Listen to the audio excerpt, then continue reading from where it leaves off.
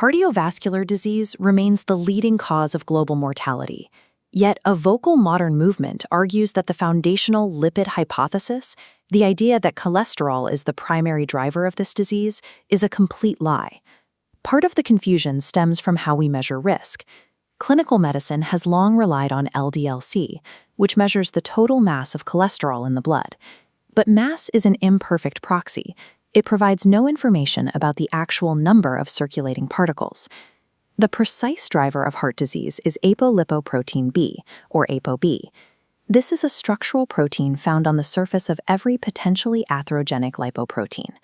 Each particle, whether LDL, VLDL, or IDL, contains exactly one molecule of ApoB. Measuring it provides an exact count of the total particle burden. Atherosclerosis is a disease of particle infiltration and entrapment. It is the physical number of lipoproteins entering the arterial wall, rather than the amount of cargo they carry, that dictates the rate of plaque progression. This means a normal LDL-C level can easily mask a high ApoB particle count.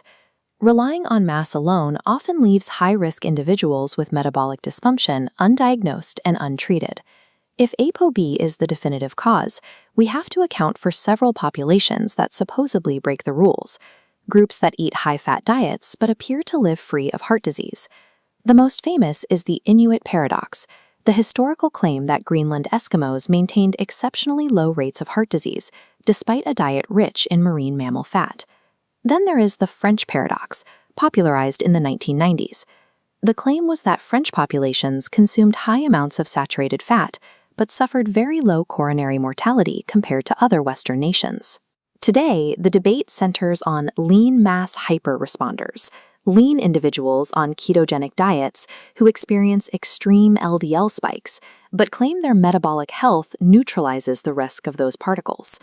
If ApoB particles are the primary initiators of the atherosclerotic process, how do these immune populations exist without suffering massive cardiovascular events? These records often rely on misclassified data. When standardized algorithms are applied to historical Greenlandic health records, the apparent gap in heart disease mortality significantly narrows. Autopsy data from the 60s and 70s confirmed that atherosclerosis and myocardial infarction were not uncommon in these populations. The French paradox was largely a temporal illusion.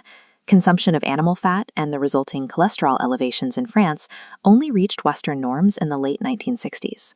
French mortality in the 80s reflected the lower lipid levels of their youth, before the dietary transition fully manifested as disease. Consider the Tsimane people of the Amazon. They have the lowest recorded prevalence of coronary artery disease, despite chronic parasite burdens and high systemic inflammation. The Tsimane maintain a lifetime LDL-C of approximately 70 milligrams per deciliter. This illustrates the threshold model. Without a sufficient concentration of ApoB particles over time, plaques simply cannot form, regardless of inflammation levels. CT imaging of mummified remains from hunter-gatherer populations in Egypt, Peru, and the Aleutian Islands reveals probable or definite atherosclerosis. This physical, ancient evidence directly contradicts the popular modern idea that pre-industrial diets somehow provided an inherent immunity to heart disease. These examples do not break the rules of lipid biology. They confirm them. Keeping ApoB below a critical threshold prevents the atherosclerotic process from initiating. The most rigorous evidence comes from Mendelian randomization.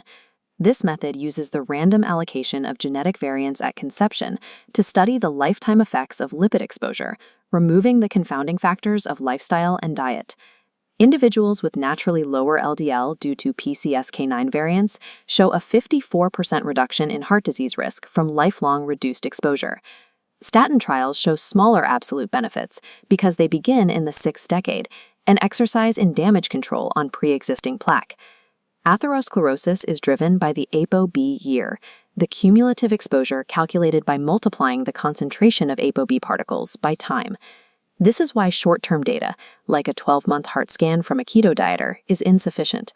A disease process requiring decades of biological accumulation cannot be dismissed using a single one-year snapshot. If the genetic, clinical, and autopsy evidence is this consistent, why is the public perception of cholesterol science still defined by uncertainty? In 1965, the Sugar Research Foundation paid Harvard scientists to write a literature review designed to exonerate sucrose as a driver of heart disease and place the blame entirely on dietary fat. This successfully delayed the scientific consensus on sugar for decades. This pattern continues. Today, the meat, dairy, and egg industries fund systematic reviews that utilize specific methodologies to classify cohort-based evidence as low certainty.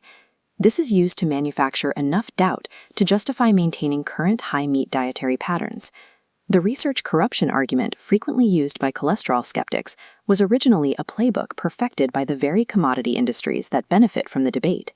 Beyond food commodities, a highly organized commercial ecosystem now derives revenue from denying the importance of ApoB. This spans best-selling books and massive podcast empires built on the idea that cholesterol guidelines are a scam. There is a glaring conflict of interest. Many influencers who argue against ApoB causality simultaneously sell direct-to-consumer beef products, organ supplements, and online coaching subscriptions. Their skepticism creates an ideologically committed community of customers. This reaches a peak of hypocrisy in the alternative medicine market. Practitioners often characterize statins as toxic, only to sell proprietary red yeast rice supplements, which contain monocolin K, the exact chemical compound in generic levastatin, sold without regulated dosing. This ongoing debate is sustained by a self-reinforcing commercial machine. The biological evidence shows that to stop the atherosclerotic clock, lower ApoB is better, and lower for longer is best.